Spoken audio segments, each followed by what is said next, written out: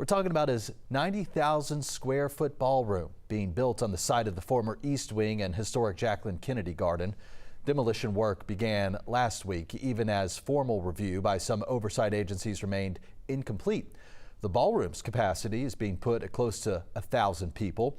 The overall price tag was originally set at $200 million, but now the project's estimate has been raised to roughly $300 million, and it's all paid for with private funds.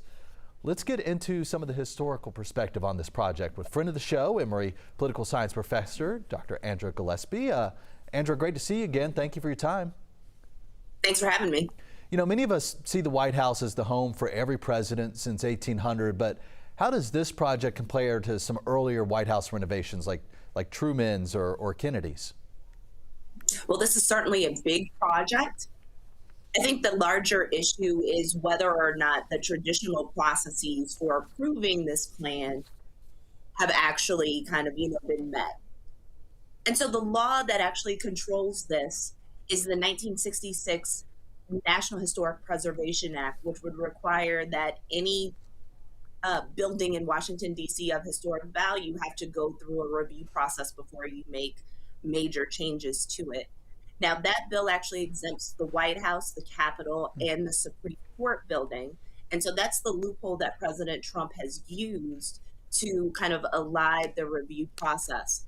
It's a little interesting, right, because the Trumps built a tennis pavilion on the White House property in their first term, and they actually went through the review process. And they're saying that they're going to go through the review process for this ballroom, but it's the idea that they did the demolition first before actually kind of finishing the project. And then there's the idea that when President Trump first proposed this project, he actually said it wasn't going to touch the existing structures at the White House. So I think that both of just the loophole and the fact that the East Wing has been destroyed is actually very jarring to a lot of people.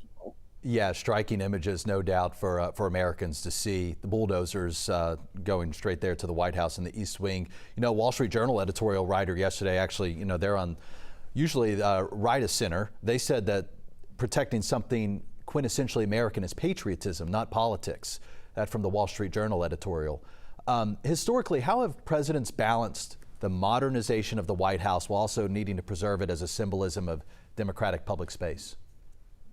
The review process is an important part of that, right? You get public comment on it because it's not your house. I mean, it would be one thing if this were Trump Tower and something that, Donald Trump owned and he wanted to make changes to it. It would be within his prerogative to do so. But he's only a temporary occupant of this house. And so you have to be mindful of the fact that it is the people's house. There are also some questions, architecturally speaking. This renovation is going to be 90,000 square feet. The White House residence is only about 55,000.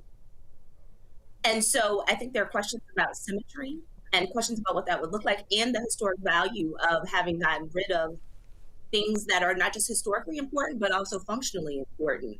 The First Lady's office is in the East Wing. The theater was in the East Wing. There are all kinds of things that have been lost.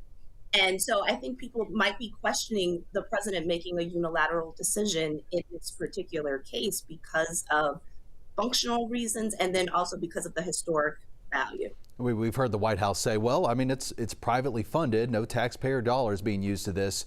I heard you call it, the people's house as we all know it. But when you counter that with the fact this is privately funded, it's going to be an invitation-only ballroom. What does that do to the idea of the White House being the people's house? So, I mean, two things.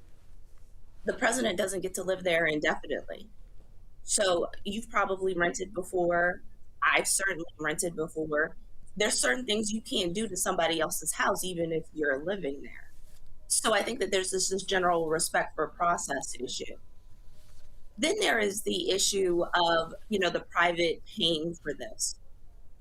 There isn't a problem with a public-private partnership per se, but I think that there are questions about whether or not some people are donating to the building of this ballroom if they are attempting to try to curry favor with the administration for policies and kind of favorable attention in terms of things that they want.